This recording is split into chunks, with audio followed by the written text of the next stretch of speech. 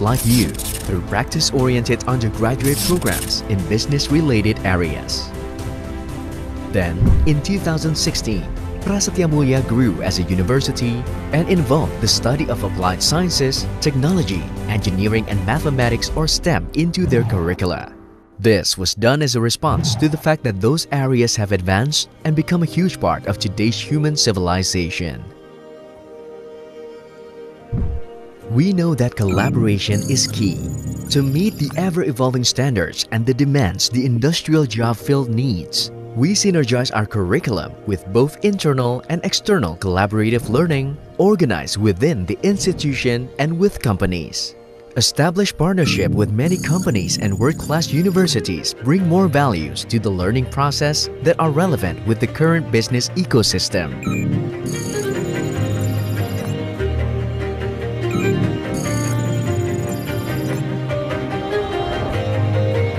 Held in Chilanda campus, the graduate programs, Master of Management and Doctoral Program in Management and Entrepreneurship prepare to cultivate the next generation of Indonesia's executives and entrepreneurs. Universitas Prasetya Mulia provides both full-time and part-time study programs that accommodate full-time employees into their own schedule.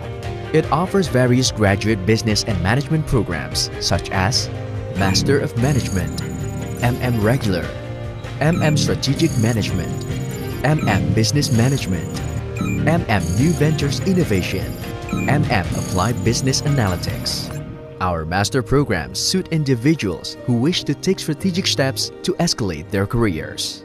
For those who want to seek self-actualization and contribution to the improvement of community problems through knowledge and research fields, may take our doctoral that consists of Doctoral Program in Management and Entrepreneurship. Since 2005, Universitas Prasetya Mulia has provided undergraduate students with in-class learning and first-hand experience to develop their own businesses and strategies.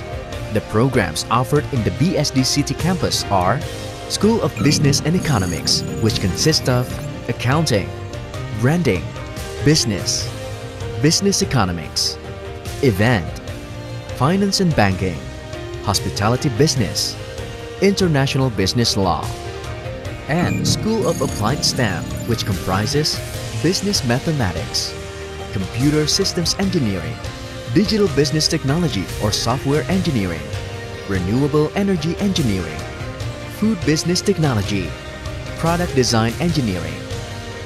These programs implement unique and interactive learning methods, art-based learning, discovery-based learning, as well as project-based learning that are designed authentically to encourage the students to solve real society's problems, not just deal with theories and in-class lectures. This aim is achieved through the support of the latest and sophisticated learning laboratories. If we look into the statistics, 64% of Prasetya Mulia alumni got their first job before graduation. Meanwhile, 35% waited for an average of 4.4 months before landing on a job. Employers were 100% satisfied with Prasetya Mulia graduates. 27% alumni decided to become entrepreneurs. So, immerse yourself in an active learning environment that exposes you to industries, allowing you easy access to companies. Our library is designed to reinforce the learning process. You can relish your time to read and discuss in some cozy spaces. More than 10,000 e-journals, 5,000 digital books, and 45,000 physical books rest here to broaden your insights and knowledge.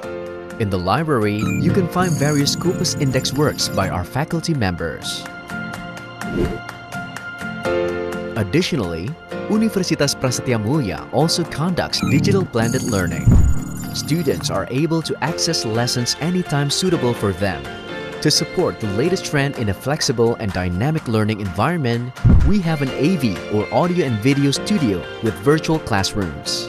STEMpreneur Center is also located in collaborative STEM laboratories, where students from both schools can collaborate with the other stakeholders, like faculty members, investors, practitioners, and the government to discover and develop technology-based enterprises.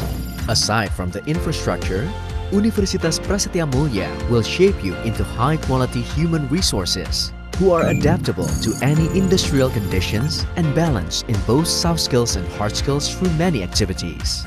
Exhibition, competition, joint research projects, cultural festivals, and student exchange. Especially Students Exchange, you will be sent to study in our partner world-known universities like Boston University, National Taiwan University, Tsinghua University, University of New South Wales, and Universitas Prasetya Mulia is also open for international students who wish to join our program. With our lifelong learning philosophy, we actively prepare students before facing real global business situations through their Career Development Center and Alumni Network Ikatan Alumni Prasetya Mulia or IKAPRAMA. Sharing sessions, talent scouting, workshops, consultations, and various social events are held as a helping hand for students. Because Universitas Prasetya Mulia believes that doing is more important than just knowing. Universitas Prasetya Mulia, collaborative learning by enterprising.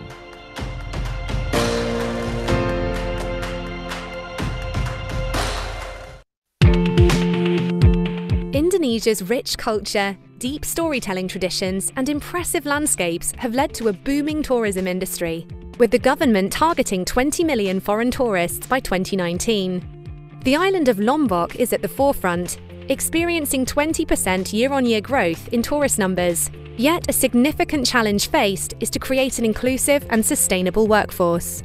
The Innovation and Investment for Inclusive and Sustainable Economic Development Project, or ISED, is a collaboration between the Government of Indonesia and the German federal government, implemented by GIZ and Bappenas, the Ministry of National Development Planning, with an emphasis on knowledge and skills transfer. ISED project strengthens the capacity of private and public sector actors by promoting inclusive and sustainable employment. In doing this, the project significantly contributes to the Sustainable Development Goals, in particular, quality education, decent work and economic growth, reducing inequalities, and responsible consumption and production. Focusing on the tourism sector, pilot programs have been rolled out in Bilebante, in central Lombok, and Sembalun, in East Lombok, to develop a number of eco-tourist villages, although efforts have been made increasingly difficult as the province has focused on recovery efforts following the devastating 2018 earthquake. As things develop, the question of how the province sustains this development and takes care of natural resources, the community, and its cultural legacy remains. Kami melihat tantangannya adalah bagaimana pariwisata ini juga bisa membawa partisipasi masyarakat secara lebih luas. Outcome-nya akan sangat signifikan kalau di pariwisata itu bisa melibatkan banyak orang, menyebarkan manfaat, ya, ekonomi, sosial ekonomi, dan juga lingkungan. Kita juga ingin melihat bahwa di tingkat lokal itu perguliran mengenai pengetahuan ini akan terus berlanjut. Ini kami sudah melihat inisiasinya, bibit-bibit keberhasilannya adalah misalnya melalui pelatihan e-commerce.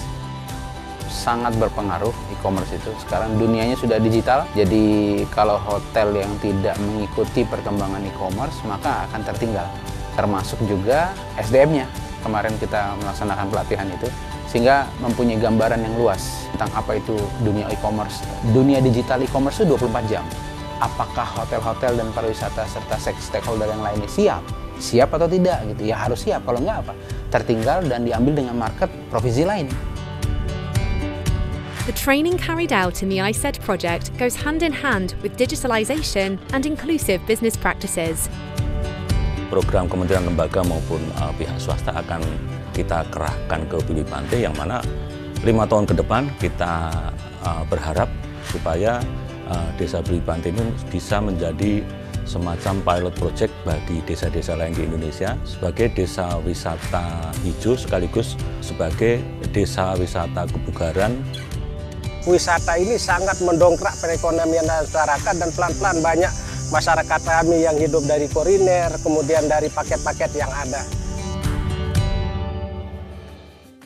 Kami dalam melakukan promosi untuk kegiatan seperti Desa Wisata Bilebante ini, kami melakukan B2B dan B2C, di mana jika di B2B kita biasanya memasarkan lewat kegiatan travel mart di luar negeri. Kalaupun B2C kami memasarkan lewat media-media yang kami miliki. Nah, dalam format B2B kami sangat cermat dalam membuat narasi agar desa wisata yang merupakan produk inklusif bisnis ini bisa diterima pasar, di mana mereka sangat senang dengan adanya keterkaitan satu industri dengan masyarakat lokal. Jadi ini menjadi daya tarik yang kami bisa tawarkan dan memberikan experience lebih bagi wisatawan mancanegara yang datang ke Desa Bilebante.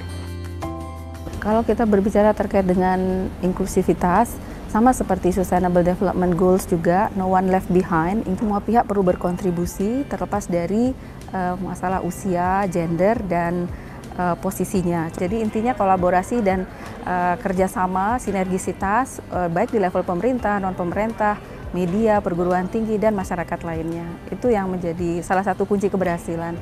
With numbers of visitors arriving in Lombok and Sembalun increasing, demand for local coffee and associated industries is expected. ISED has developed a partnership with Anomaly Coffee and Sustainable Coffee Platform Indonesia to establish sustainable, inclusive businesses that improve smallholder farmers' capacity. Langkah-langkah yang harus kita lakukan adalah bagaimana sejak sekarang kita mengaktifkan dan melakukan pelatihan kepada badan usaha milik desa dan juga kelompok-kelompok tani yang ada di sini. Kita bisa bekerja sama dalam pelatihan barista, pemberian alat pasca panen, pengembangan pasar, dan pelatihan-pelatihan peningkatan kapasitas petani dalam hal pengolahan pasca panen mereka sehingga produksinya semakin baik. Saya optimis bahwa kopi di seluruh Indonesia tentunya, ya sekarang di Sembalun ini bisa berkembang karena memang potensinya sudah terbentuk, potensi kita sudah terbentuk, tinggal bagaimana itu mempoles, kemudian dari tadinya tradisi, kopi sudah jadi tradisi di mana-mana, beralih ke budidaya. Kita ingin bersama-sama sebenarnya untuk Indonesia membangun banyak sekali peluang yang bisa dimanfaatkan oleh seluruh stakeholders termasuk masyarakat untuk mendorong lebih banyak lapangan kerja yang berkualitas yang diciptakan. Kerjasama Indonesia-Jerman ini sangat penting dalam rangka mempromosikan pariwisata. Karena NTB ini bertumbuh pada dua hal ya. Pembangunannya, pertanian dan pariwisata. Tentu kita ingin menjadi destinasi pariwisata berkelas dunia. Tentu semua pihak harus kita ajak. Kita harapkan Lombok, NTB ini bisa lebih dikenal di luar dengan segala potensinya.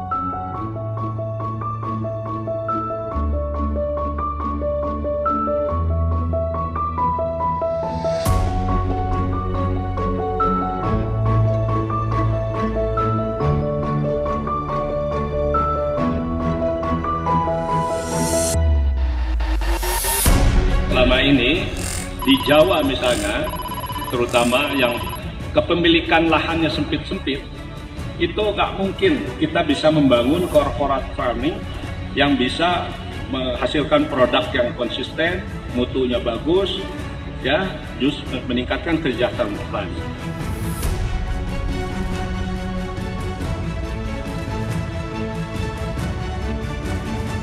Maka konsolidasi petani-petani perorangan, petani-petani bertahan sempit menjadi berkelompok dalam satu koperasi dalam skala ekonomi. Ini yang kita harapkan justru bisa melahirkan kesejahteraan petani, termasuk juga kita bisa membangun sistem produksi pangan kita yang lebih baik.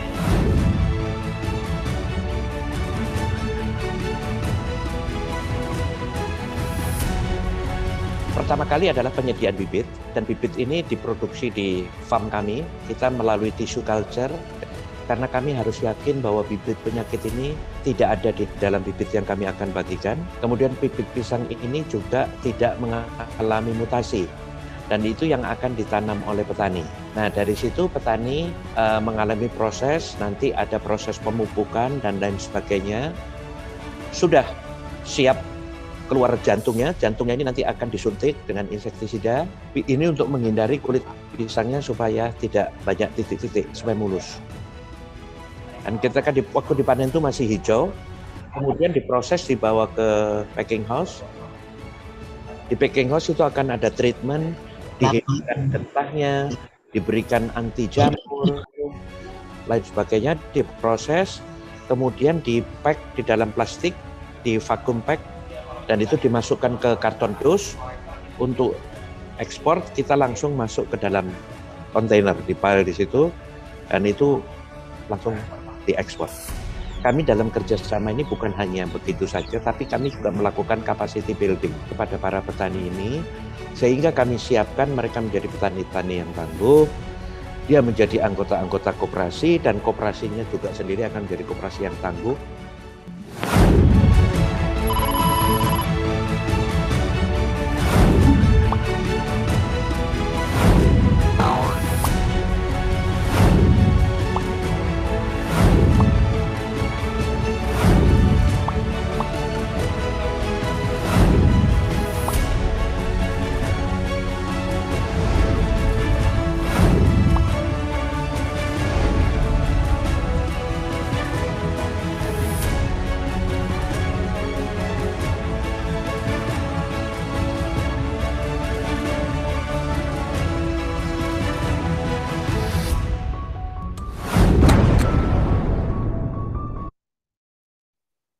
Oke, selamat siang Bapak dan Ibu. Halo, selamat siang Bapak dan Ibu atas waktunya. Oke, Oke, hari ini Bapak Ibu kita akan memulai acara Lokakarya Literasi Bisnis. Kegiatan ini dilakukan oleh Business Venture Development Institute (BVDI) Universitas Prasetya Mulia dan proyek riset yang merupakan kerjasama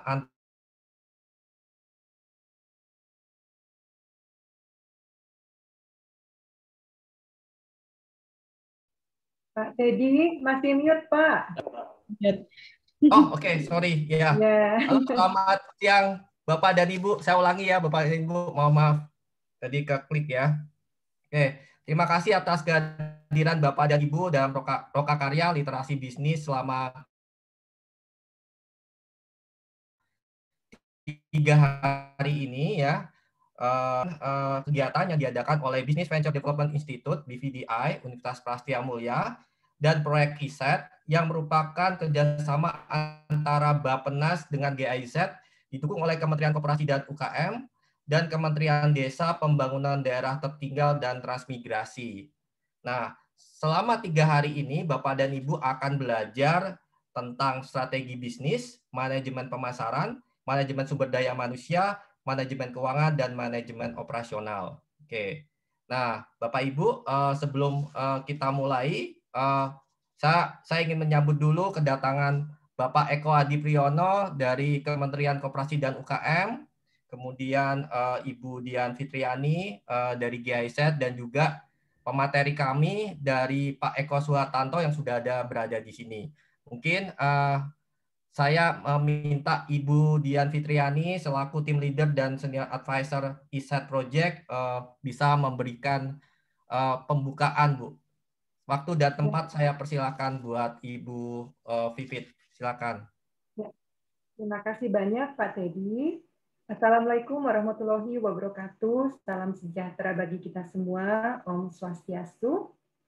Pada siang hari ini, semoga Bapak, Ibu, dan teman-teman semua khususnya yang sedang menunaikan ibadah puasa, dan kita semua diberikan kesehatan, semangat, dan juga kemampuan untuk menyerap ilmu yang akan disampaikan oleh para ahli bisnis, yaitu para dosen dari Universitas Prasetya Mulia, dalam rangkaian Lokakarya Literasi Bisnis yang akan berlangsung mulai dari hari ini hingga tanggal 19 April 2021. Bapak Ibu tadi sudah disebutkan oleh Pak Teddy ya, bahwa Lokakarya Literasi Bisnis ini terselenggara berkat kerjasama antara proyek ISET dan DVDI, Universitas Prasetya Mulia, serta berkat dukungan dari Kementerian Koperasi dan UKM. Nah, ini tadi sudah disebutkan juga, Pak Eko sudah ada di sini, Pak Eko Adi Priyono dari Kementerian Koperasi dan UKM, dan juga Kementerian Desa, Pembangunan Daerah Tertinggal, dan Transmigrasi. Bapak Ibu, proyek ISET adalah proyek kerjasama antara pemerintah Indonesia dan Jerman yang diwakili oleh Kementerian Federal Jerman untuk kerjasama ekonomi dan pembangunan bersama dengan Bappenas, di mana Direktorat Industri, Pariwisata, dan Ekonomi Kreatif sebagai pengampu dan kami dari GIZ sebagai badan pelaksananya. Proyek ISET bertujuan untuk mempromosikan ketenagakerjaan yang inklusif dan berkelanjutan di dua sektor, yaitu pariwisata di Pulau Lombok dan manufaktur dengan fokus pada industri makanan dan minuman di Jawa dan Lampung. Lokakarya Literasi Bisnis ini dilaksanakan sebagai upaya proyek ISET yang akan segera berakhir di bulan Juni tahun ini untuk memastikan keberlanjutan atau sustainability dari kegiatan bisnis inklusif yang telah dilaksanakan sejak tahun 2019 bersama dengan para mitra dari sektor swasta dan juga pemerintah, baik di Lombok, yaitu Gili Bante, Sembalun, dan Mandalika, juga di Lampung dan Jogja. Dan khususnya untuk Lokakarya Bisnis ini kita tidak terbatas hanya di Lombok ataupun di Lampung dan Jogja, tapi memberikan kesempatan kepada mereka semua yang berminat untuk menimba ilmu di seluruh Indonesia. Nah, sedikit mengenai bisnis inklusif, apa sih yang dimaksud dengan bisnis inklusif tersebut? Jadi, bisnis inklusif itu adalah bisnis yang menyediakan barang, jasa, serta penghidupan secara komersil dan layak untuk mereka yang hidup di dasar piramida ekonomi, atau biasa kita sebut juga dengan masyarakat marginal atau prasejahtera. Sehingga mereka juga dapat menjadi bagian dari rantai nilai inti perusahaan, baik sebagai pemasok, distributor, penjual, dan juga konsumen. Nah, dengan bisnis inklusif ini ada pemberdayaan masyarakat, ada juga peningkatan kapasitasnya. Dalam mengimplementasikan kegiatan bisnis inklusif ini, proyek ISET menggandeng Universitas Prasetya Mulia. Kenapa? Karena kita tahu bahwa Universitas Prasetya Mulia ini tidak perlu kita ragukan lagi, Bapak Ibu. Prasetya Mulia ini adalah pelopor sekolah bisnis terkemuka di Indonesia yang berdiri sejak tahun 1982. Sedangkan BVDI atau Business Venture and Development Institute adalah bagian dari School of Business and Economics dari Universitas Prasetya Mulia yang bertujuan untuk menyediakan peluang bagi para dosennya untuk terlibat dalam proses bisnis venture dan juga membagikan keahlian serta riset dalam bentuk konsultasi bisnis, pelatihan, workshop, seminar, dan juga pembinaan. Baik, Bapak, Ibu, dan teman-teman semua, tanpa berpanjang lebar, saya akan akhiri sambutan pada siang hari ini, sekaligus juga membuka. Atas nama proyek ISET, saya ingin mengucapkan banyak terima kasih atas kerja keras dari Universitas Prasetya Mulia, sehingga Lokakarya Literasi Bisnis ini dapat kita mulai. Khusus kepada Pak Eko Suhartanto yang akan menjadi pemanteri pada hari ini, terima kasih banyak Pak. Dan juga terima kasih yang sebesar-besarnya kepada para mitra, terutama Kementerian Koperasi dan UKM, dan juga Kementerian Desa PDTT yang telah mendukung kegiatan ini. Semoga Tuhan Yang Maha Esa membalas semua kebaikannya, dan kita berdoa semoga Lokakarya ini dapat berjalan dengan baik dan lancar dan membawa manfaat yang sebesar-besarnya untuk kita semua. Assalamualaikum warahmatullahi wabarakatuh. Terima kasih, Pak Teddy. Ya, terima kasih Ibu Vivit atas pembukaannya. Mungkin sebelum kita mulai sesi strategi bisnis, saya akan memberikan peraturan untuk Lokakarya ini selama 3 hari ke depan ya. Jadi hari ini dan hari Minggu dan hari Senin. Silakan. Oke, yang pertama adalah mohon Bapak Ibu untuk merinem nama Zoom, Pak. Jadi Bapak Ibu sebelah kanan, klik di partisipan, nanti ada tulisan rename. Nanti diklik, kemudian diganti nama lengkap dan nama usahanya, agar kami juga bisa mengetahui gitu ya Bapak Ibu ya. Kedua adalah Bapak Ibu mohon menonaktifkan mikrofon dan kamera selama pembicara menyampaikan paparan. Hal ini dikarenakan kalau semua menghidupkan kamera dan video mungkin akan bandwidth-nya ataupun internetnya akan melemah gitu Bapak Ibu. Jadi mohon maaf jika Bapak Ibu untuk selama pelatihan ini nanti mikrofonnya yang sebelah kiri bawah itu diklik ya, dimatikan dan juga video. Ketiga adalah jika ada nanti kami ada host webinar yang akan menginformasikan apabila peserta diminta untuk mengaktifkan mikrofon atau kamera jika diperlukan. Nah, ini mungkin akan kami lakukan di sesi tanya jawab. Berikutnya adalah mohon Bapak Ibu menonaktifkan WhatsApp line atau notifikasi lainnya karena mungkin suaranya akan terdengar gitu ya jika memang mikrofonnya belum diaktifkan.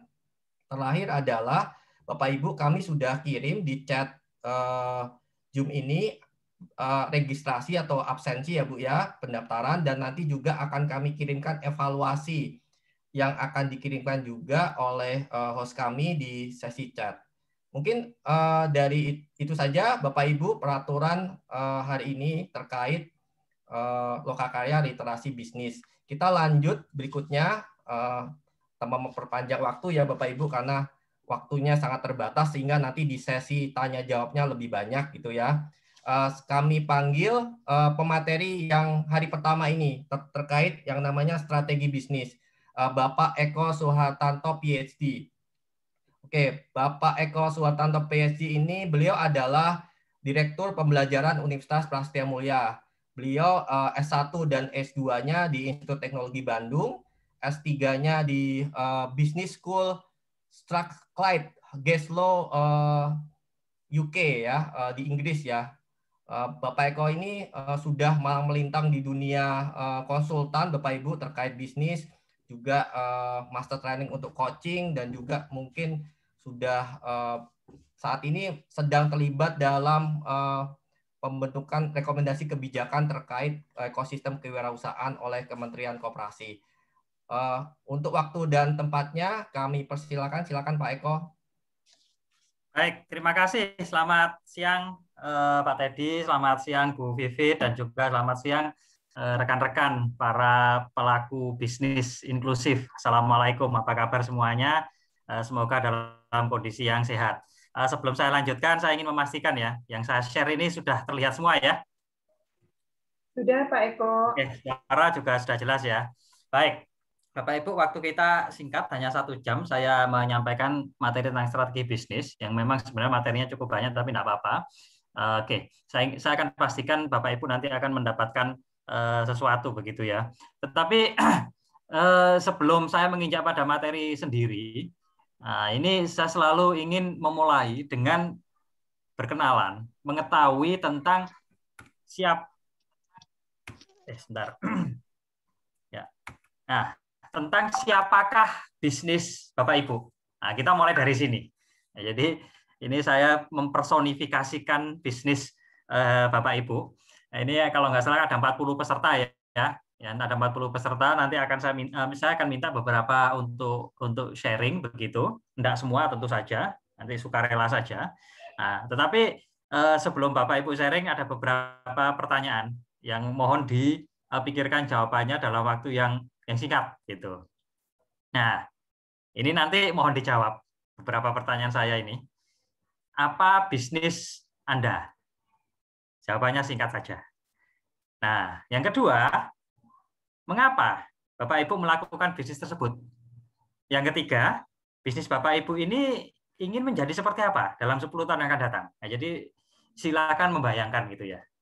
Nah, dalam 10 tahun yang akan datang ini Bapak Ibu ingin bisnis yang sekarang sedang ditekuni ini akan menjadi seperti apa? Nah, apa ini bebas, silahkan silahkan mungkin mengambil contoh begitu ya.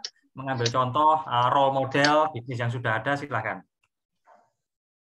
pertanyaan berikutnya ada hal besar apa yang ingin dicapai oleh bisnis Bapak Ibu tersebut. Nah, ini mungkin terkait ya pertanyaan nomor 4 ini dengan nomor 2. Ya, jadi nomor 2 itu kan alasan ya untuk melakukan bisnis, dan nomor 4 ini mungkin lebih spesifik untuk hal apa yang ingin dicapai oleh bisnis tersebut. Terus kemudian kira-kira apa yang perlu dilakukan untuk mencapainya. Ya, ini tolong ini dipikirkan jawabannya dengan cepat, begitu spontan. Ya, syukur kalau memang Bapak Ibu sudah pernah memikirkannya. Saya akan beri waktu 2 menit saja ya, 2-3 menit begitu ya, untuk nanti saya minta Bapak Ibu untuk sharing, ya, untuk sharing. Ya, sharing nanti menyampaikan jawaban atas beberapa pertanyaan ini. Oke, silakan.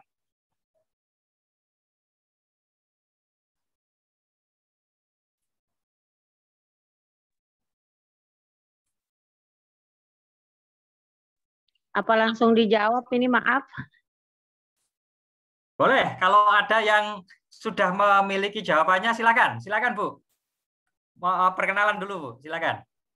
Baik, Assalamualaikum warahmatullahi wabarakatuh. Selamat siang, salam sukses berjamaah selalu untuk kita semua.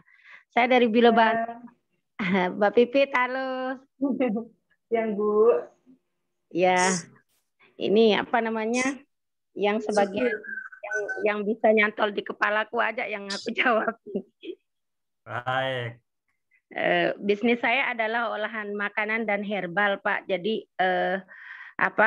pemberdayaan masyarakat memang sudah sejak lama kita kembangkan. Misalnya yang bikin jamu ini ada satu kelompok, yang instan satu kelompok.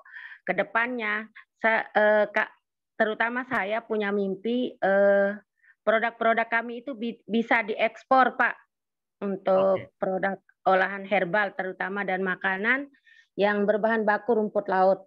Contohnya misalnya kayak dodol rumput laut sama lemongrass tea rumput laut yang sangat membantu saat COVID ini.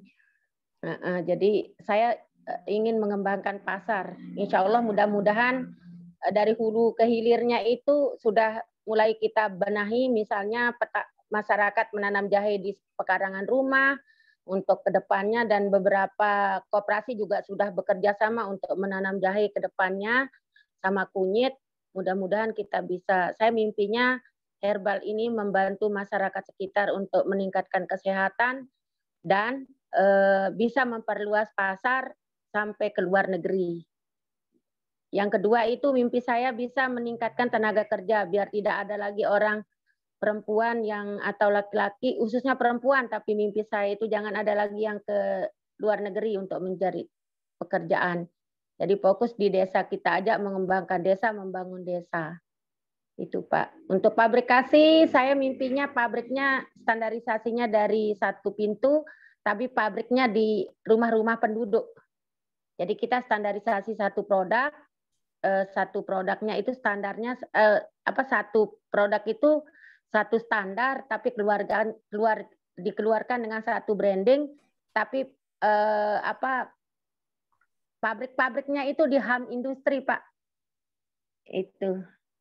Baik. Terima kasih. Terima kasih, luar biasa Bu Zainab sharingnya ya. Jadi saya melihat ini ada mimpi besar dari Bu Zainab untuk membuat istilahnya itu sustainable supply chain gitu. Jadi mulai dari hulunya, penanaman bahan baku, bahan dasar dari herbal segala macam sudah ada standarisasi, prosesnya ada standarisasi sehingga produknya standarisasi. Standarisasi ini merupakan sesuatu yang memang sangat penting. Saya sangat setuju dengan adanya standar, maka konsumen itu bisa mendapatkan kepastian tentang apa yang akan mereka dapatkan, tentang value, tentang manfaat yang akan mereka dapatkan. Dan ini memang yang paling dicari oleh konsumen. Jadi mendapatkan sesuatu yang pasti. Jadi mungkin saya sedikit cerita juga. Ini banyak kopi dari Vietnam juga sudah masuk di Indonesia, meskipun Indonesia ini produsen kopi yang termasuk yang paling berkualitas di dunia, dan sebagian besar kopi-kopi Indonesia yang berkualitas itu sudah sukses diekspor, karena memang penduduk Indonesia itu sebenarnya kurang masih belum menjadi konsumen kopi berkualitas gitu ya. Jadi justru yang diminati di Indonesia ini kopi-kopi yang masih kurang, yang kemudian dicampur dengan susu dan lain-lain gitu. Nah, ternyata kopi-kopi yang standarnya tidak terlalu tinggi ini banyak masuk dari Vietnam. Mengapa? Karena mereka mampu memberikan kepastian tadi, memberikan standar. Nah, jadi standar kopinya itu tidak naik turun, ya kualitasnya itu ya relatif tidak bagus sebenarnya, tetapi konsisten gitu ya, konsisten tidak terlalu bagus itu gitu. Nah, ini yang membuat industrialisasi ini bisa jalan, dan luar biasa tadi yang disampaikan Bu Zainab, melakukan industrialisasi dimulai dari desa. Nah, ini menarik sekali. Mengapa tidak? Karena resources kan adanya di desa. Terima kasih Bu Zainab atas sharingnya. Silakan. Siapa lagi Bapak Ibu yang berkenan bersedia untuk sharing? Silakan.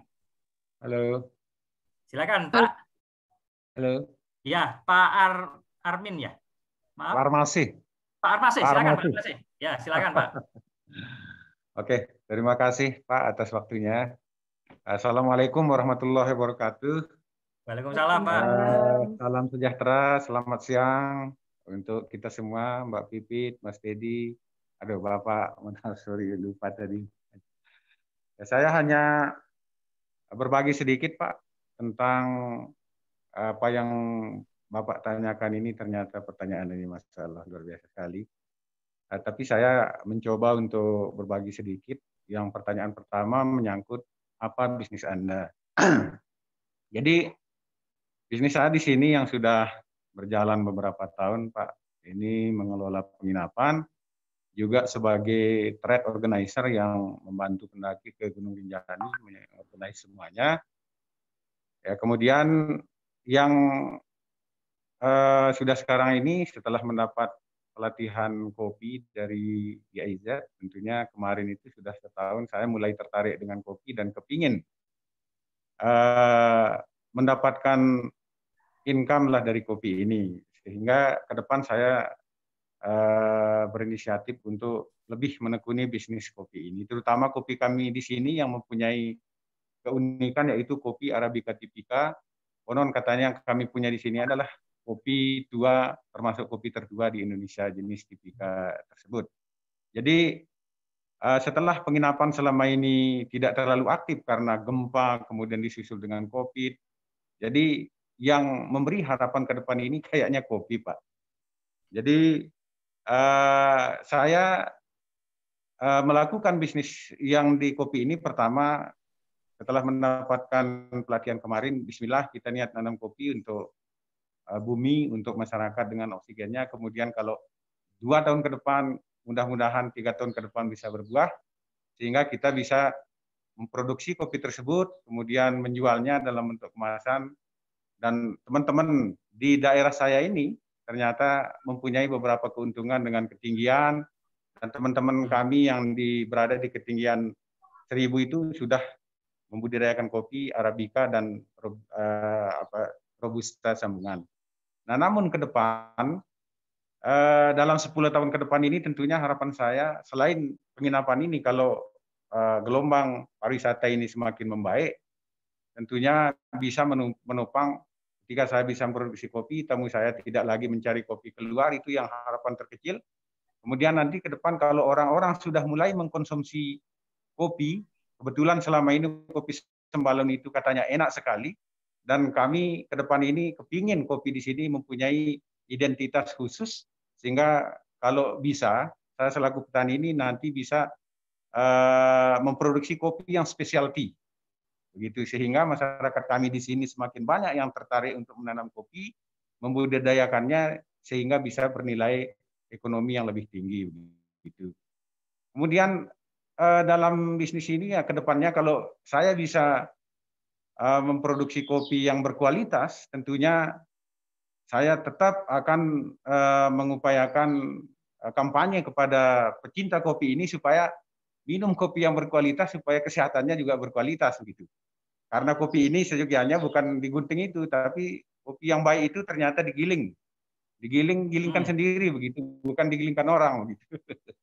Nah, sehingga yang saya lakukan untuk mencapainya ya saya mulai bertani Pak sekarang. Kopi ini di samping saya juga menunggu kabar baik dari angin pariwisata ini tentang penginapan saya dan trekkingnya. Tapi saya sekarang bertani dan insya Allah musim kopi ini saya juga mengumpulkan hasil dari petani-petani lain untuk saya sambil belajar mengolah sehingga dia bisa menjadi kopi yang baik. Ya, kira-kira Pak begitu kurang lebihnya. Mohon maaf. Terima kasih. Assalamualaikum warahmatullahi wabarakatuh. Waalaikumsalam. Terima kasih Pak Armasih atas antusiasmenya ya. Di Sembalun Pak ya. Oke. Iya betul. Di kaki Rinjani. Wah, oke Pak. Semoga Jumat depan kita bisa ketemu di sana Pak. Saya ingin mudah-mudahan kita tunggu Pak. Oke, siap. Jumat depan saya berangkat ke sana. Oke. Baik. Widodo Pak, minta waktu Pak. Oke, baik. Oke, Pak Widodo. Oke. Silakan, Pak Widodo, silakan. Ya. Assalamualaikum warahmatullahi wabarakatuh. Terima kasih waktunya Pak.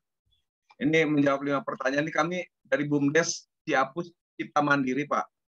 BUMDes kami umurnya baru 2 bulan Pak. Oke. Tapi kami udah beranikan diri kita bikin produk dari air limbah hidrosolnya Serehwangi Pak. Dari destilasi pengukusan itu Serehwangi yang si pemiliknya itu ngambil minyaknya, kami ngambil air limbahnya Pak. Kami jadikan sabun cuci piring, jadikan karbol dan jadi hand sanitizer. Dan ini luar biasa, kami produk di bulan Februari, 1 bulan itu 1000 botol Pak di desa kami. Antusias warganya udah terlihat dan memang mereka suka sekali karena aromanya kita nggak pakai essence tambahan Pak. Kita murni pakai hidrosol dari destilasi Serehwangi. Jadi kalau ditanya apa bisnis Anda, bisnis kami di BUMDes adalah sebagai fasilitator atau wadah dari semua UMKM di desa aja Pak. Kami tidak melakukan pekerjaan produksi macam-macam. Kami menjadi mediator aja Pak, menjadi fasilitator biar UMKM pada hidup, kami yang menjualin gitu Pak, yang bantu menjualkan. Kemudian kenapa kita mau melakukan bisnis ini Pak di BUMDes gitu ya? Saya dan teman-teman mau terjun karena kita udah pada nggak kerja nih, udah maunya kita semuanya ke desa aja lah, kita bantu desa gitu, jadi bumi putra gitu Pak ya. Jadi kita mau meningkatkan ekonomi desa, kita mau juga memberdayakan masyarakat sehingga bisa mengurangi pengangguran dan lama-kelamaan desa kami pasti lebih aman kalau masyarakatnya lebih makmur gitu ya ke depannya. Kalau pertanyaan ketiga, bisnis kita menjadi seperti apa dalam 10 tahun ini sebenarnya nggak pernah kebayang sih BUMDes 10 tahun lagi. Cuma kita mau jadi BUMDes terbaik sih, jujur aja. Kalau mimpi besar kita mau jadi BUMDes terbaik dan kita mau jadi home care produk kita tuh kita bisa ekspor, semua orang bisa merasakan kelebihan dari produk kita yang wanginya tuh benar-benar wangi Serehwangi gitu ya. Kemudian hal besar apa yang ingin dicapai oleh bisnis kita? Hal besarnya adalah kita mengurangi angka pengangguran di desa kami, bisa menyumbangkan, bisa menjadi kontributor PAD yang bagus untuk desa kita. Paling minim kita kalau lihat dari anggaran dasar dan anggaran rumah tangga kita 30% lah minimum kita bisa kontribusi ke desa sehingga ini bisa dirasakan oleh masyarakat. Kemudian endingnya adalah bottom line-nya kita bisa membuat sejahtera masyarakat di sana, hidup semua ekonominya, geliatnya dan memang jadi enak gitu ya. Kemudian apa saja yang harus dilakukan untuk mencapai itu ya, karena memang nggak pernah terfikir sampai 10 tahun di program kerja kita, ya kita mau nggak mau balik ke POAC Pak, planning, organizing, activating dan controlling, nanti ke sana paling. Itu Pak Eko, singkat Pak, kami BUMDes yang baru lahir Pak, mohon supportnya Pak. Baik, terima kasih Pak Widodo atas sharingnya ya. Semoga kegiatan kita ini bisa memberikan nilai tambah begitu ya, bisa saling membantu dan ya sedikit banyak nanti bisa berkontribusi terhadap pencapaian cita-cita Bapak dan BUMDesnya. Jadi nanti akan ada beberapa hal atau materi-materi teknis yang saya yakin bisa bermanfaat. Bapak Ibu, saya sangat sangat surprise ya dengan ini ya apa namanya dengan antusiasme Bapak Ibu, dan saya yakin semuanya pengen cerita. Nah, cuman karena waktunya terbatas, saya beri kesempatan satu aja. Mohon maaf. Silakan. Kalau masih ada. Masih ada? Atau sudah cukup? Izin, Pak. Ya, silakan Bu Sukma. Silakan. Perkenalkan, saya dari Bank Sampah Mandiri Sejahtera dari Lombok Barat, Pak. Kebetulan usaha saya itu bergerak di bidang kerajinan yang berbahan daur ulang. Jadi tujuan saya di sini ingin mengembangkan berbagai macam kerajinan yang bahannya adalah daur ulang. Artinya di sini saya memperkenalkan kepada halayak, yaitu kepada masyarakat, bahwa bahan-bahan limbah atau daur ulang itu bisa bernilai ekonomi, tapi dengan sedikit kreativitas yang kita miliki, bisa kita olah menjadi barang-barang yang bernilai ekonomi. Jadi tujuan kami juga di sini memberdayakan ibu-ibu rumah tangga, terutama yang mempunyai istilahnya sampah-sampah di rumah, itu bisa diolah lagi menjadi barang yang bernilai ekonomi. Nah, di sini kami juga sudah mendirikan bank sampah hampir 5 tahun, yang anggotanya adalah ibu-ibu rumah tangga dan kaum perempuan. Itu kami berdayakan, kami latih, dan kami berikan keterampilan, sehingga menghasilkan barang-barang atau kerajinan yang bernilai ekonomi. Nah, itu saja mungkin Pak secara singkat. Ke depan saya ingin produk kerajinan daur ulang ini lebih dikenal. Kemudian kebetulan saya juga punya brand, yaitu brand produk kami, yaitu dari Bank Sampah ini adalah Lombok Recycle. Artinya di sini dengan brand itu, ketika orang akan mencari kerajinan atau produk-produk dari daur ulang, itulah kami perkenalkan, itulah dia Lombok Recycle tempatnya. Mungkin itu saja Pak. Terima kasih. Assalamualaikum warahmatullahi wabarakatuh. Waalaikumsalam. Terima kasih Bu Sukma atas sharingnya. Bapak Ibu, kenapa saya membuka dengan pertanyaan ini? Ya, karena begini, orang melakukan usaha, orang Indonesia melakukan usaha itu jumlahnya besar sekali, mungkin sekitar 60-an juta. Nah, tetapi yang berwirausaha, nah ini masih apa namanya, mungkin masih ada tanda tanya. Sebenarnya sih berapa jumlahnya? Berarti ada perbedaan antara orang yang berusaha dengan wirausaha atau melakukan aktivitas entrepreneurship. Nah, perbedaannya ada di mana? Pertama-tama adalah di motif. Motif ya. Motif itu adalah alasan untuk melakukan sesuatu. Jadi motif berusaha. Motif berusaha ini setiap orang yang melakukan usaha itu berbeda-beda. Kalau berdasarkan berdasarkan survei gitu ya, berdasarkan riset yang dilakukan oleh Global Entrepreneurship Monitor, sebagian besar orang melakukan usaha karena terpaksa atau by accident. Ada yang kemudian seterusnya dia seperti itu. Ada juga yang kemudian berubah, motifnya itu berkembang. Ya. Atau ada yang ketika dia baru mulai melakukan usaha itu dia sudah memiliki motif yang tidak sekedar terpaksa. Ya, tapi dia by design ya, dia memiliki motif yang lebih dari itu. Ya, jadi motifnya itu yang paling pertama itu kan motifnya ya sekedar untuk mendapatkan penghasilan untuk kehidupan sehari-hari. Level berikutnya adalah memiliki motif untuk menabung dan berinvestasi. Nah, motif yang lebih tinggi lagi adalah memberikan dampak sosial, misalkan menciptakan lapangan pekerjaan, memberikan dampak lingkungan, ya misalkan memperbaiki lingkungan dan seterusnya. Nah, saya senang sekali ya dari 4 yang sharing tadi, ini kelihatannya motifnya itu sudah pada level itu, dan ini nanti yang akan menentukan keberlanjutan dari bisnisnya. Nah, kurang lebih seperti itu ya. Nah, kalau kita bicara tentang kalau kita bicara tentang apa itu strategi, strategi adalah cara mencapai tujuan dengan menggunakan sumber daya yang ada dan memperhatikan kondisi lingkungan. Nah, definisinya simpel sekali. Nah, jadi ada 3 kata kunci di situ, adanya tujuan, ya, adanya sumber daya, dan adanya kondisi lingkungan. Nah, sampai setengah jam ke depan atau 35 menit ke depan, saya menyampaikan materi ini, ya kita cuma bicara ini 3 ini aja. Tujuan, sumber daya, dan kondisi lingkungan. Apa itu? Nah, makanya saya tadi membuka dengan pertanyaan tersebut ini supaya menggali tujuan Bapak Ibu melakukan bisnis gitu ya. Nah, ini Bapak Ibu, landasan strategi. Ya, landasan strategi ini yang di poin pertama yang tentang tujuan tadi. Ada visi, ada misi, ada nilai-nilai. Nah, saya yakin Bapak Ibu sudah sering mendengar tentang istilah-istilah ini, tetapi saya ingin mengingatkan kembali begitu ya. Apa sih mereka ini dan bagaimana keterkaitannya? Pertama, visi.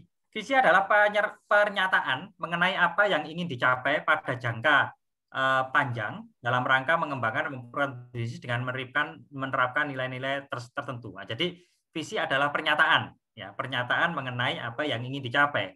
Nah, tadi Bapak Ibu sudah sharing, ada 4 tadi yang sudah sharing. Nah, di situ sebenarnya sudah mengandung visi. Ya, visi-visi tadi sebenarnya sudah sudah mulai terlihat. Nah, nanti mungkin tinggal dirumuskan begitu ya. Karena bagaimanapun juga visi ini penting sebagai satu pegangan ya, satu pegangan motif ya. Jadi sumber tenaga begitulah kira-kira begitu, sumber motivasi karena dia memberi arah. Visi ini harus cukup besar. Paling tidak sesuatu yang belum akan tercapai dalam 10 tahun ke depan. Nah, makanya tadi saya kasih angka 10 tahun. Jadi dia harus cukup besar. Yang untuk mencapainya itu tidak bisa dalam waktu singkat. Ya kalau dalam perjalanan bisa dicapai dalam waktu singkat ya itu bagus. Dan visi ini juga bisa bisa meskipun dia jangka panjang dia bisa diperbaiki kira-kira begitu. Nah, yang kedua, misi adalah deklarasi tentang apa yang harus dikerjakan oleh perusahaan dalam rangka mewujudkan visi tersebut ya. Jadi kira-kira misi ini menjawab pertanyaan apa hal-hal yang peran apa yang perusahaan tersebut perlu lakukan ya untuk supaya mencapai visi itu. Jadi kalau misi ini tercapai maka mengarah pada ketercapaian visi. Ya, misalkan visi itu tadi boleh saja menjadi BUMDes yang terbaik di Indonesia gitu dalam 10 tahun ke depan. Nah, apa ukuran terbaik kan gitu ya? Ada ukuran-ukurannya. Nah, maka misinya akan begini mengatakannya. Misinya adalah menjadi BUMDes yang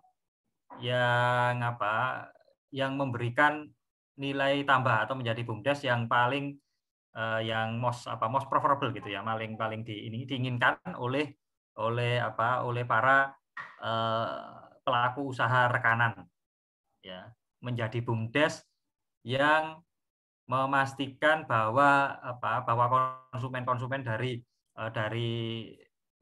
para pelaku usaha rekanan tersebut puas dan seterusnya. Artinya bila hal tadi tercapai, jadi peran-peran tadi itu tercapai, maka visinya akan tercapai. Nah, kira-kira begitu. Misalkan visi ingin menjadi ingin memproduksi atau menghasilkan. Nah, ingin misalkan visi menjadi menjadi perusahaan penghasil kopi kelas dunia. Itu kan visi besar tuh. Nah, tinggal nanti kelas dunia itu ukurannya apa. Nah, supaya itu tercapai, maka misinya misalkan adalah tadi memastikan bahwa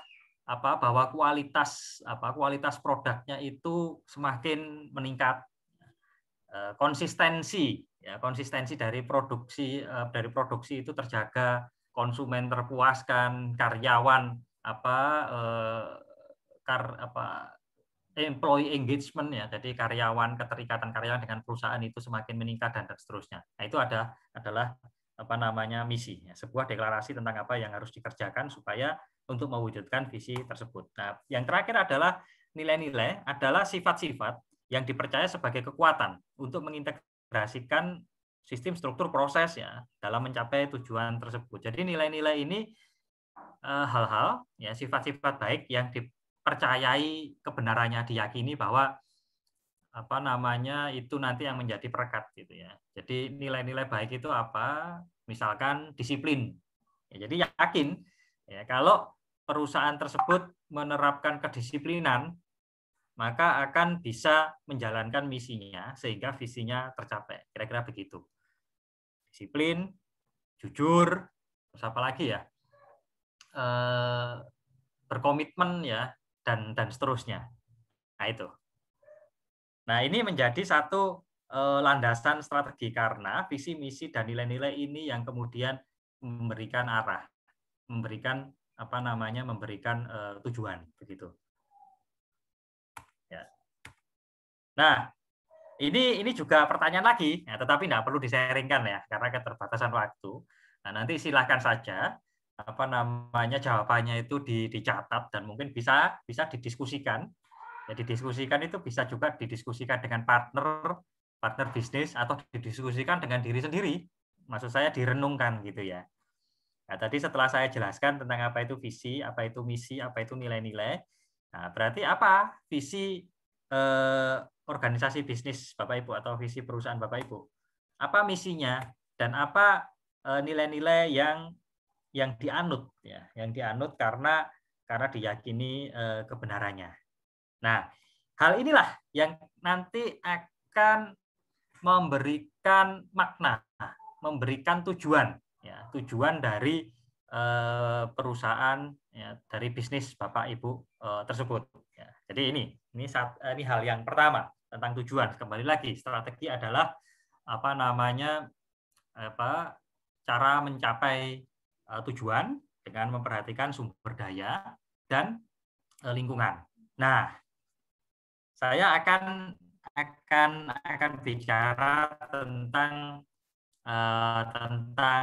sumber daya dan lingkungan ini sekaligus dalam kerangka ini, kalau yang kita kenal mungkin Bapak Ibu juga sering mendengar analisa SWOT, strength atau kekuatan, weakness, kelemahan, opportunity, kesempatan, threat, itu adalah ancaman. Ya, jadi hal ini penting untuk diketahui, untuk Bapak Ibu mengetahui kondisi, ya, kondisi internal. Ya, kondisi internal ini yang akan nanti menjadi diartikulasikan sebagai kekuatan dan kelemahan maupun kondisi eksternal atau lingkungan, ya, yang kemudian diartikulasikan menjadi kesempatan, opportunities, dan threat. Oke. Kekuatan dan kelemahan itu datangnya dari internal, ya, datangnya dari sumber daya, yang kemudian kita kenal sebagai modal kewirausahaan. Ada 5. Modal personal, modal sosial, modal budaya, modal industri, dan modal finansial. Apa itu modal personal?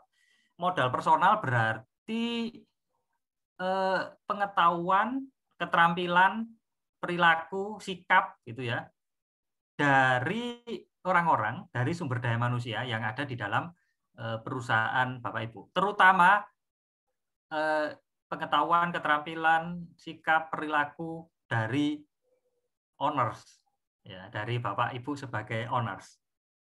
Itu apa? Nah, mungkin Bapak Ibu belum pernah menuliskannya. Menyadari iya, memikirkannya iya, menuliskannya mungkin belum loh. Nah, ini momentum yang baik untuk kemudian menuliskannya, karena sesuatu yang dipikirkan dengan yang dituliskan itu berbeda. Nah, memahami dengan baik modal personal ini akan menguntungkan, karena dalam perjalanan bisnis Bapak Ibu nanti akan memiliki semacam katalog, ya, katalog tentang modal personal tadi, tentang pengetahuan, tentang keterampilan yang ada di dalam perusahaan Bapak Ibu. Nah, sehingga nanti ketika mengambil satu langkah itu akan lebih jelas gitu ya, siapa yang ditugaskan dan seterusnya. Ini modal personal. Nah, nanti Bapak Ibu akan menuliskan, ya, untuk bisa menjalankan misi-misi tadi dibutuhkan modal personal seperti apa, dibutuhkan pengetahuan apa saja, dibutuhkan keterampilan apa saja. Nah, modal personal yang sudah Bapak Ibu miliki itu apa saja? Yang belum dimiliki apa saja? Nah, ini ada gap. Nah, jadi kalau nanti ada yang belum dimiliki, ini berarti ada yang bolong, ada yang gap. Dan kemudian langkah selanjutnya adalah apa yang perlu dilakukan untuk menutupnya. Apakah Bapak Ibu melengkapi orang-orang, termasuk Bapak Ibu sendiri, ya, dengan tambahan keterampilan pengetahuan. Ya, kalau itu yang dilakukan, paling tidak Bapak Ibu tahu persis keterampilan pengetahuan apa yang perlu ditambahkan. Nah, melakukan hal yang sederhana ini jarang, ya, jarang dilakukan. Padahal ini penting. Kalau enggak, nanti Bapak Ibu akan terlalu menghamburkan waktu, ya, menghamburkan waktu untuk apa namanya, ya, untuk mencari apa ya, pengetahuan karena gini ya, semua pengetahuan penting, tetapi kita mesti menetapkan skala prioritas, ya, skala prioritas sesuai dengan yang kita butuhkan, ya, sehingga pencarian effort kita itu lebih terarah. Nah, itu modal personal. Modal sosial, menurut saya modal sosial ini yang paling penting, ya, dari 5 ini. Nah, silakan nanti kalau punya pendapat lain. Kenapa? Karena modal sosial ini bisa mengakses modal-modal yang lain. Apa itu modal sosial? Modal sosial itu network, ya, hubungan baik yang bisa didapatkan melalui bonding maupun melalui networking. Jadi kalau bonding itu hubungan dengan orang-orang yang kita kenal lama, ya, karena memiliki kesamaan, ya, baik kesamaan dalam hal misalkan keturunan, kesamaan darah, begitu, baik saudara, ya. Jadi saudara, family kita itu kita akan memiliki bonding. Pasti kita memiliki bonding dengan saudara, dengan apa namanya, dengan keluarga kita. Ya, bonding juga bisa didapatkan, ya, karena satu daerah berasal dari daerah yang sama, berasal dari alma mater yang sama, begitu. Nah, networking itu terbangun karena apa ya? Karena adanya kesamaan kepentingan, kesamaan pekerjaan. Ya, karena ada pekerjaan yang sama, orang jadi kenal atau saling memiliki kepentingan, ya, karena pekerjaannya orang jadi saling kenal, ya, kemudian di situ orang bekerja sama. Mengapa modal sosial ini saya bilang paling penting? Sekali lagi, karena dengan adanya networking, kita bisa mengakses modal personal yang dimiliki oleh orang lain di luar organisasi kita, gitu. Ya, jadi karena kita kenal baik, ya, dengan orang lain di luar organisasi kita, dia jadi mau mengajarkan hal-hal yang kita ingin tahu. Dia jadi mau berbagi, sharing informasi, sharing data segala macam yang kita perlukan. Padahal kalau kita mencari informasi tersebut, wah, itu bakal lama sekali, effortnya bakal besar sekali. Karena kita kenal dengan teman yang dulu itu satu alumni dan kebetulan dia sedang memiliki secara finansial, ya, dia sedang baik, gitu, ya, memiliki uang banyak lah, ya, begitu. Tetapi dia tidak tahu juga mau diapakan. Nah, sedangkan kita tahu persis itu akan bagus untuk bisnis, ya, dia bisa menjadi investor kita. Nah, mendapatkan kepercayaan investor itu kan sesuatu yang tidak mudah. Tetapi kadang-kadang karena bonding itu bisa lebih mudah, gitu, ya, lebih mudah didapatkan. Nah, sekali lagi ini modal modal sosial, ya. Oke. Kemudian modal budaya. Modal budaya adalah pemahaman terhadap norma-norma, terhadap nilai-nilai suatu daerah tertentu. Contohnya begini, Bapak jualan kopi ke negara lain, ya, ke Cina atau ke Arab, gitu, ya. Nah, orang sana pasti memiliki norma-norma, memiliki kebiasaan-kebiasaan, memulai pandangan-pandangan yang berbeda dengan orang Indonesia.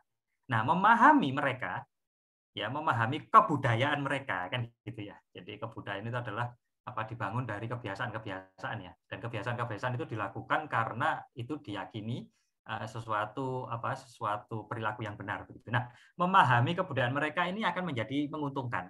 Nah, sehingga lebih tahu persis kopi apa yang masuk, gitu, ya, masuk dalam budaya mereka sehingga mudah diterima. Bagaimana cara menjualnya ke mereka dan seterusnya. Itu dari sisi customer, ya. Nah, nanti dari sisi supplier juga sama, ya. Ya, jadi dalam berbisnis kan kita berhubungan dengan banyak supplier ya, yang mungkin mereka itu berasal dari latar belakang daerah, latar belakang yang berbeda. Memahami kebudayaan dia itu menjadi sangat sangat penting dan akan memudahkan aktivitas bisnis kita. Modal industri. Ya, modal industri itu ya terkait dengan ini ya, dengan apa? Dengan peraturan-peraturan, norma-norma yang ada dalam industri gitu ya. Industri yang kita geluti. Contohnya industri makanan, contohnya industri pariwisata gitu ya. Nah, itu kan ada peraturan-peraturan itu. Ada perizinan-perizinan, ada perizinan yang terkait dengan produk, misalkan izin edar lah dan seterusnya dan seterusnya. Nah, memiliki izin-izin tersebut itulah modal modal industri. Ya, bisa mengakses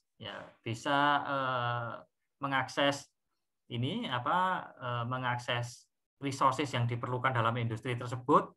Nah, itu modal industrinya. Resources misalkan ya resources yang diperlukan untuk produksi, resources yang diperlukan untuk distribusi segala macam, itu semua adalah modal industri. Jadi modal industri ada yang sifatnya intangible, ada yang bersifatnya tangible. Nah, terus kemudian yang terakhir adalah modal finansial. Ya, modal finansial modal pembiayaan dan seterusnya. Sebenarnya bentuknya tidak hanya bentuknya maksud saya begini. Modal-modal ini ya, modal-modal ini mungkin Bapak Ibu sudah bisa mulai untuk mengidentifikasi mana saja yang Bapak Ibu perlukan. Sekali lagi, mana saja yang Bapak Ibu sudah punya, mana saja yang belum. Mana saja yang bisa Bapak Ibu adakan dengan mudah.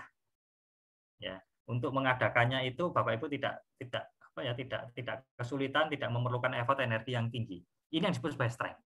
Sebaliknya, bila modal-modal tersebut Bapak Ibu itu sulit sekali gitu ya untuk mengadakannya, itu adalah weakness. Nah, kira-kira begitu ya. Strength dan weakness berangkatnya dari situ. Misalkan Bapak Ibu bisnis makanan. Nah, ternyata masak itu sesuatu yang Bapak Ibu itu sulit untuk lakukan gitu. Nggak hobi sebenarnya, nggak minat, itu weakness. Nah, beda kalau misalnya Bapak Ibu itu semakin banyak memasak, semakin banyak menguji coba resep ya, sehingga produknya itu makin baik. Ya, dan ternyata ketika Bapak Ibu melakukan aktivitas tersebut, energi Bapak Ibu itu makin besar. Nah, itu adalah strength. Ya, itu. Nah, kemudian opportunities dan threat. Ini datangnya bisa dari yang skala besar itu ya skala global sampai skala nasional atau juga di skala industrinya. Saya cerita dulu yang skala global ya.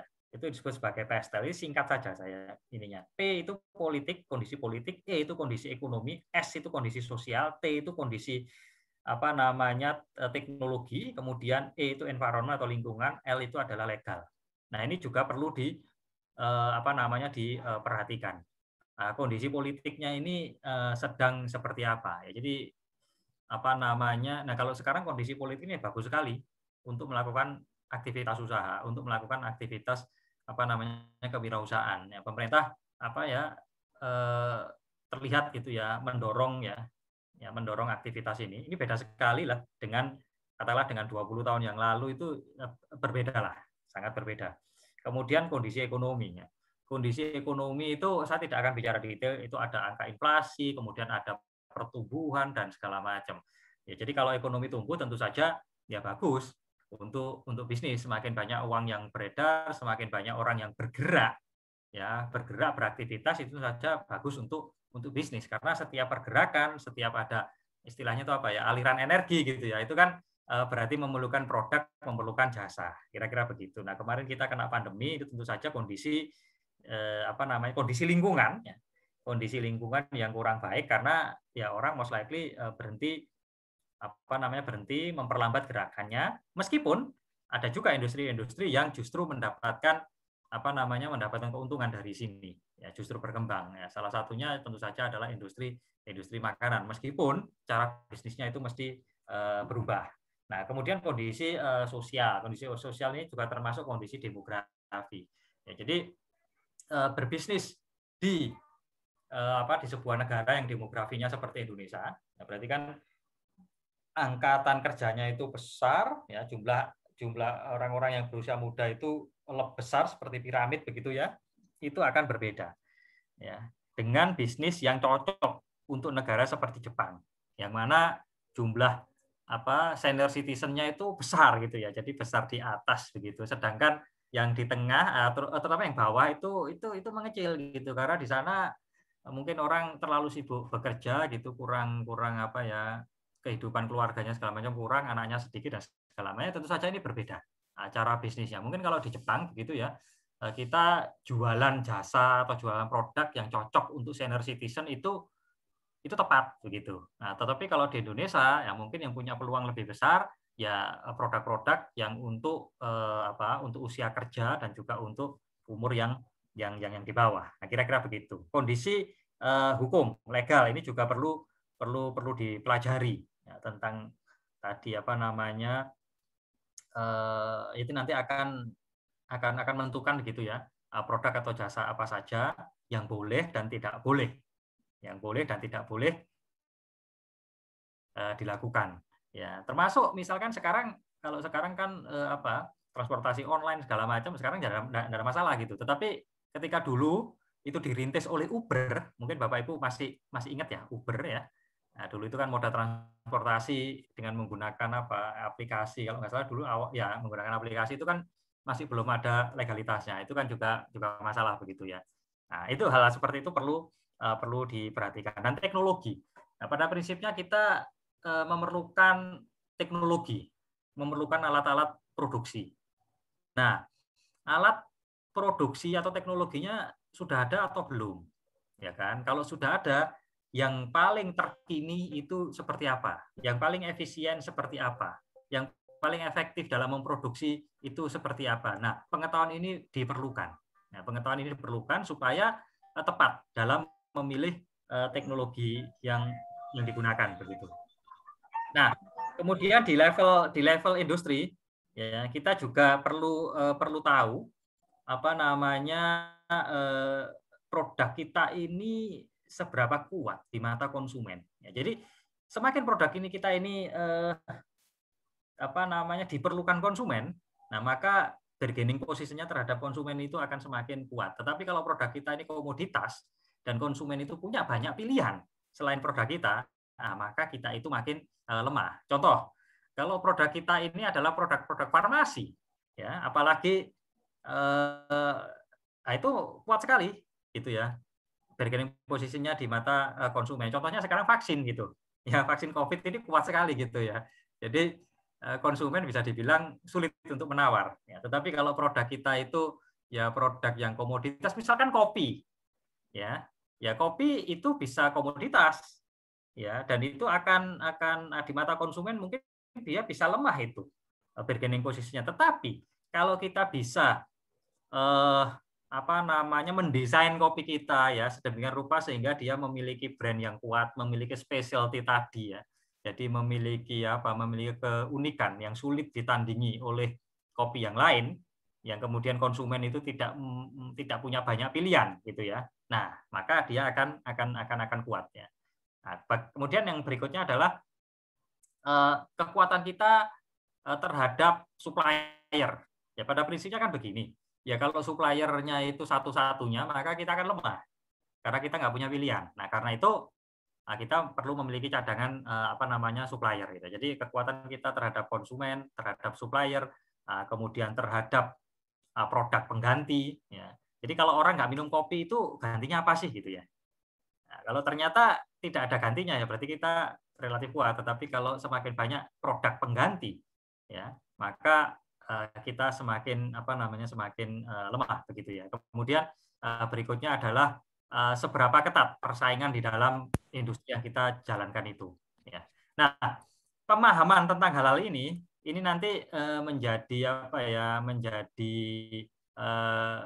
menjadi bahan bagi kita untuk menentukan langkah-langkahnya. Pada prinsipnya, strategi bicara tentang bagaimana kita mengambil langkah-langkah yang diperlukan sehingga positioning kita, ya, positioning produk kita itu kuat terhadap konsumen, kuat terhadap apa namanya supplier begitu ya, kuat, unik ya, sulit digantikan oleh produk lainnya, dan juga apa namanya unggul terhadap pesaing-pesaing yang lain. Nah, dari sini nanti kita akan tahu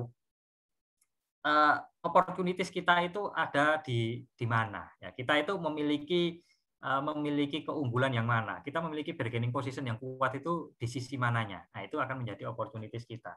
Nah, threat ya tentu saja apa yang bisa menjadi threat kita? Apakah produk pengganti?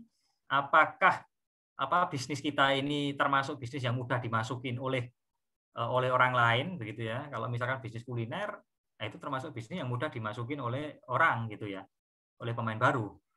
Tetapi kalau kulinernya itu berbasis teknologi gitu ya, ada risetnya begitu ya, masak dengan teknologi tertentu, bisa mengawetkan produk dengan teknologi tertentu, bisa mengontrol rasa bisa dikontrol sehingga konsisten ya, dan kemudian ada riset yang mengatakan oke, rasa yang paling disukai itu yang begini. Nah, itu tentu saja akan meningkatkan, istilahnya itu barrier to entry, akan meningkatkan kesulitan pesaing untuk masuk gitu, untuk masuk ke bisnis kita. Nah, strategi Bapak Ibu itu bicara tentang itu. Ya, kita tahu tujuan, ya kan? Kita tahu sumber daya, ya kita miliki, dan yang kita miliki, kita tahu lingkungan, ya lingkungan persaingan kita. Nah, itulah apa namanya strategi Bapak Ibu.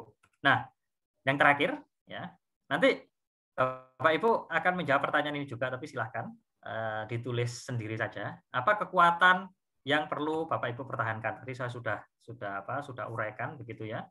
Apa kelemahan yang perlu Bapak Ibu kurangi gitu ya? Apa peluang yang bisa dimanfaatkan dan apa ancaman yang perlu dihindarkan?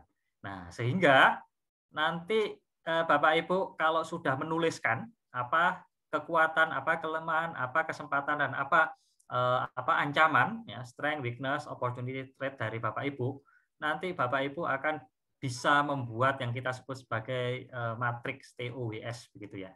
Nah, jadi gini, nanti apa namanya Bapak Ibu tuliskan di ini ya, di sel atau di kotak opportunities itu apa saja opportunitiesnya, threat-nya itu apa saja, strength-nya itu apa saja, weakness-nya itu apa saja. Nanti Bapak Ibu bisa memikirkan begitu ya. Kalau strength saya A, opportunity saya itu B, ini saya gabungkan, kira-kira bisa seperti apa ya gitu ya. Jadi apa yang Bapak Ibu bisa manfaatkan dari kekuatan Bapak Ibu dan dari kesempatan yang ada. Nah, ini apa namanya Bapak Ibu nanti bisa melakukan apa? Misalkan begini. Sekarang tren minum kopi di Indonesia ini makin meningkat. Itu adalah opportunities, gitu ya.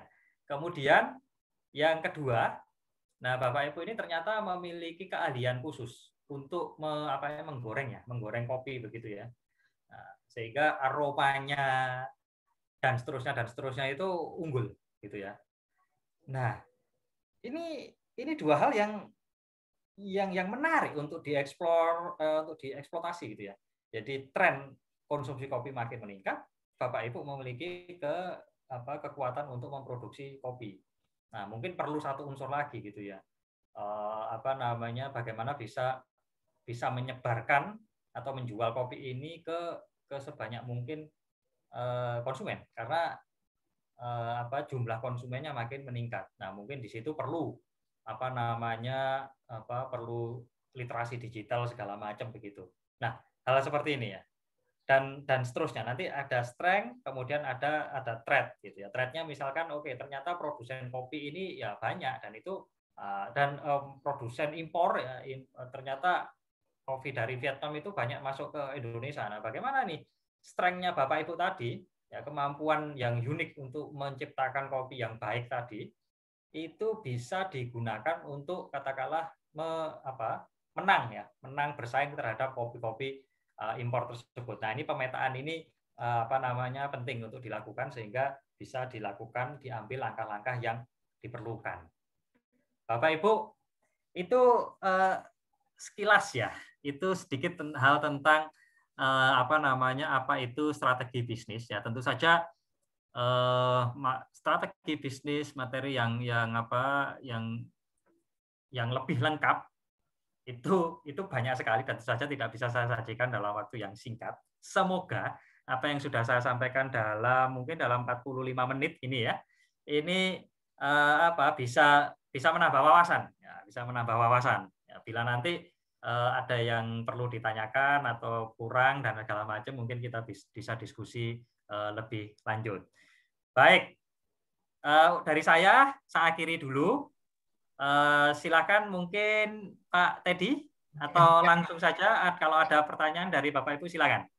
Ya, silakan. Terima kasih Pak Eko atas materinya. Kita masih punya waktu sekitar 15 menit Bapak Ibu untuk sesi tanya jawab. Silakan Bapak Ibu bisa menchat ya di kolom chat pertanyaannya ataupun bisa langsung mungkin bertanya gitu ya. Mungkin biar lebih cepat gitu ya. Pak Eko, sudah ada satu pertanyaan Pak di kolom chat Pak. Silakan sebentar, kolom chat ya. Saya stop sharing dulu. Punya. Baik.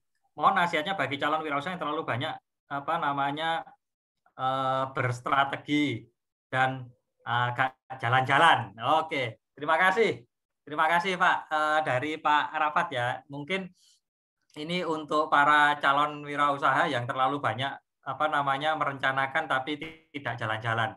Nah, jadi begini, yang seperti yang saya sampaikan tadi ya, pemahaman tentang kekuatan kita, tentang kelemahan kita, tentang kesempatan yang ada, tentang ancaman yang ada dan seterusnya, itu sebenarnya baru diketahui kalau kita sudah jalan, gitu. Jadi ketika kita jalankan, nah kita itu baru akan tahu, oh sebenarnya kekuatan kita itu ada di sini, kelemahan kita ada di sini, apa yang perlu kita lakukan dan segala macam. Nah sehingga ya kalau diminta sarannya ya saran saya ya sudah ya segera jalankan dulu begitu. Ya seperti orang berenang, tentu saja kita memerlukan cara-cara untuk berenang dengan baik supaya selamat begitu. Tetapi cara-cara tersebut itu baru benar-benar bermanfaat, baru benar-benar terasa setelah kita nyebur gitu. Jadi ini satu proses yang iteratif sebenarnya bisnis ini. Jadi nyebur, kemudian mentas lagi, kemudian memikirkan oke, nanti cara berenang yang lebih baik lagi itu bagaimana. Nah, demikian juga dengan melakukan bisnis begitu ya. Jadi melakukan, kemudian memikirkan bagaimana cara yang lebih baik dan seterusnya. Nah, tapi juga sebaliknya jangan juga terjebak untuk hanya melakukan terus gitu ya, tetapi tanpa tanpa mau bertanya yang sudah dilakukan ini sudah benar atau belum, apakah sudah inline dengan tujuan atau belum. Nah, kalau seperti itu nanti akan terjebak pada rutinitas dan kemudian ya bisnisnya sendiri akan sulit untuk besar. Bisnisnya itu nantinya hanya akan sebesar pikiran sebesar akan terbatas pada waktu dan tenaga kita. Begitu. Terima kasih atas pertanyaannya. Nah, kemudian ada pertanyaan bagaimana membuat branding usaha kelompok yang yang berbasis masyarakat. Begini, Pak Azim, saya tidak akan menjawab ini secara detail karena nanti akan ada materi khusus tentang branding. Tetapi mungkin sedikit ya ingin saya sampaikan branding. Branding itu adalah janji. Ya, sebenarnya itu. Nah, jadi anggaplah satu bisnis misalkan The Cost atau apa begitu ya. Dia itu kan brandnya itu kan bintang 5, harga kaki 5. Nah, kira-kira gitu. Itu adalah janjinya. Nah, brand itu akan makin kuat kalau janjinya itu makin dipenuhi secara konsisten. Nah, kalau ini saya kaitkan membuat branding usaha kelompok yang berbasis masyarakat. Ya, gini. Jadi ketika usaha tersebut berbasis masyarakat, sebenarnya apa sih yang dijanjikan pada manfaat apa yang dijanjikan diperoleh oleh konsumennya, ya kan gitu ya. Nah, itu dulu ditetapkan dan itulah sebenarnya brandingnya gitu.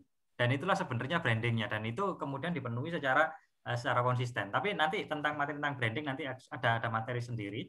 Mohon motivasinya supaya tetap komitmen jika ada kendala. Nah, modal dalam berbisnis. Nah, tadi Pak, kembali lagi Pak. Jadi mesti ada itu, mesti ada visi yang cukup besar, mesti ada nilai-nilai yang apa namanya yang dipegang begitu ya. Nah, sehingga kalau ada kendala kurang modal segala macam, nah itu nanti tetap menjadi apa namanya menjadi sumber semangat. Karena pada prinsipnya begini, Pak ya. Ini ada dua hal ini. Jadi seolah-olah ada sebagian orang yang melakukan usaha dan merasa kekurangan modal, tetapi nanti di belahan yang lain itu ada orang yang kelebihan modal sebenarnya, dan dia sibuk mencari bisnis yang tepat. Yang maksudnya kan bisnis banyak, tetapi yang kemudian bisnis itu tepat, baik, kemudian menguntungkan itu kan tidak semuanya. Nah, orang-orang yang banyak modal ini juga sibuk melakukan assessment ini. Nah, ini mestinya apa namanya mestinya bisa bertemu. Siapa yang bisa menemukan modal? Yang bisa menemukan modal ini logikanya adalah orang yang tidak berhenti sampai kemudian dia ketemu gitu. Kalau dia sudah berhenti, ya berarti tidak sempat ketemu dengan modal tersebut. Nah, tentang caranya ini ya macam-macam. Nah, mungkin salah satu yang diinisiasi oleh AIZ ya nanti kan ada apa namanya investor matching dan seterusnya. Tetapi seringkali ketika itu dilakukan ternyata investornya juga tidak berhasil menemukan pelaku bisnis yang siap begitu. Nah, itu kelemahan di manajemen baik pemasaran dan keuangan. Saya punya ngawet tapi belum maksimal. Apa ini pertanyaannya? Bagaimana cara mengenalkan produk yang terhitung masih produk baru, yaitu stick down kopi? Ya, begini.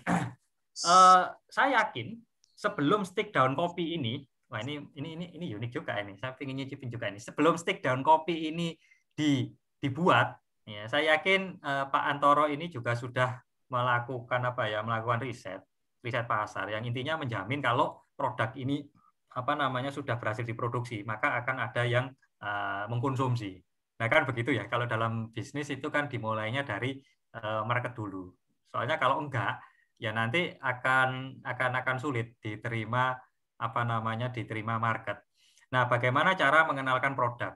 Yang dikenalkan itu selalunya adalah manfaat-manfaat dalam mengatasi masalah konsumen, ya, atau manfaat yang memberikan nilai tambah pada konsumen. Nah, nanti mungkin kapan-kapan kita bisa ngobrol, atau mungkin nanti Pak Antoro ini juga bisa mendapatkan coaching dari tim kami.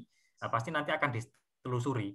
Ya, jadi dengan mengkonsumsi stick down kopi ini, masalah konsumen apa sih yang nanti bisa dikurangi, bisa dihilangkan.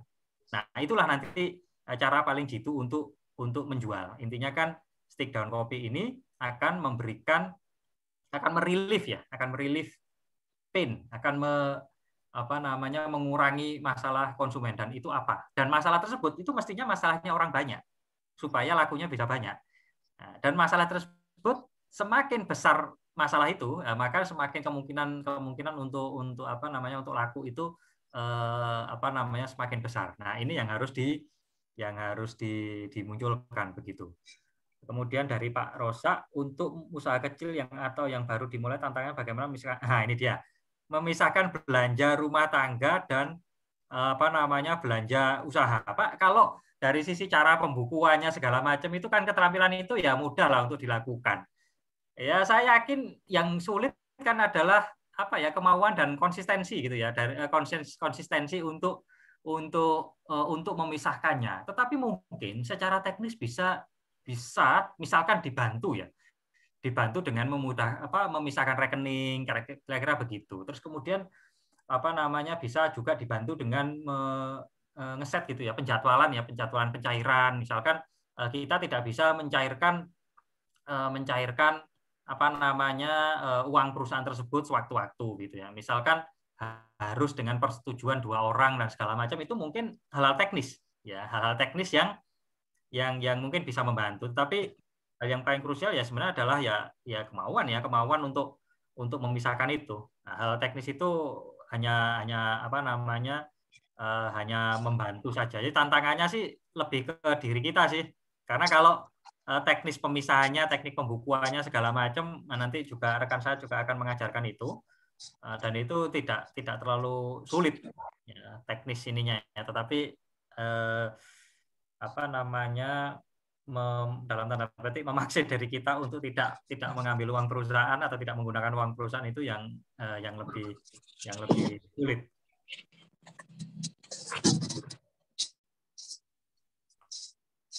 Oke, setelah mengetahui peluang dan ancaman, apakah nanti strategi bisnis bisa menaikkan usaha? Ada korelasinya. Jadi kalau kita tahu peluang, kan berarti kita mengetahui potensi ya, mengetahui potensi yang lebih besar. Nah ini yang nanti bisa menaikkan omset usaha. Contohnya begini, ternyata setelah kita analisa begitu ya, kita bisa menemukan bahwa ternyata ada potensial customer yang selama ini tidak digarap. Nah itu adalah peluang. Atau begini, kita kemudian bisa melihat potensial customer ini bisa tergarap kalau kita memodifikasi produk kita. Saya kasih contoh simpel begini ya. Katakanlah kita jualan beras begitu ya. Jualan beras dalam kemasan. Kemasannya itu 10 kg. Kira-kira siapa konsumennya? Ya tentunya orang yang mampu membeli dalam satuan 10 kg. Padahal sebagian besar orang Indonesia itu butuh beras. Padahal yang punya duit ya lebih banyak. Maksudnya jumlah orang yang memiliki uang itu tidak hanya orang yang mampu beli 10 kg tadi begitu loh. Nah, ini kan sebenarnya sebagai peluang ya. Nah, kemudian strateginya ya katakanlah simple ya jangan 10 kg gitu. Kalau perlu setengah kilo gitu loh satu kemasan ya dengan harga yang harga satuannya itu bisa lebih mahal gitu. Nah, ini akan memperbesar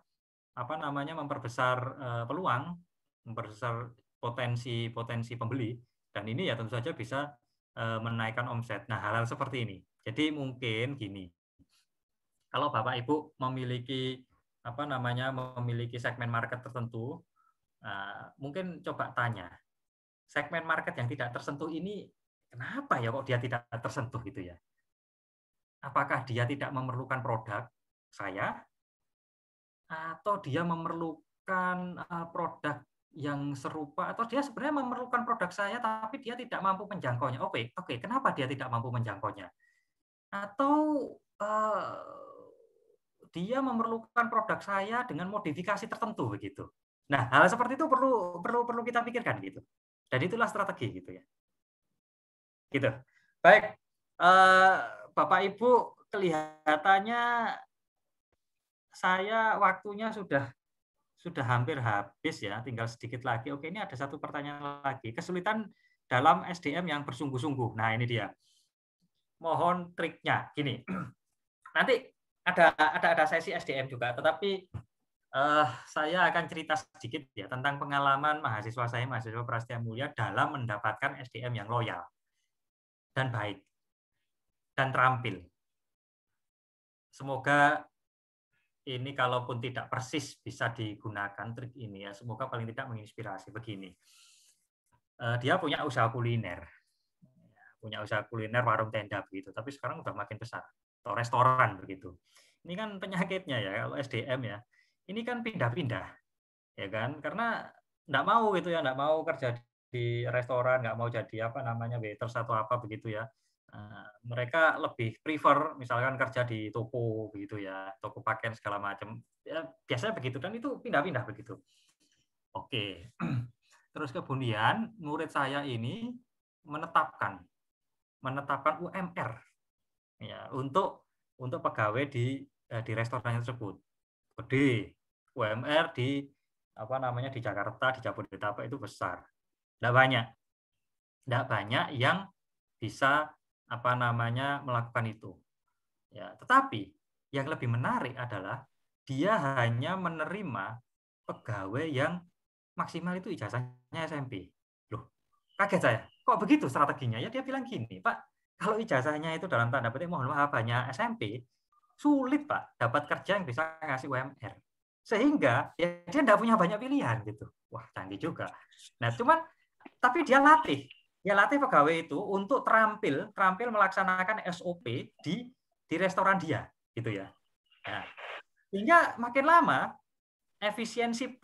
efektivitas efisiensi kerjanya itu juga makin meningkat karena kan dia melakukan hal yang rutin, yang sama setiap hari, sehingga pegawai dia ini makin memiliki cara yang makin baik untuk melakukan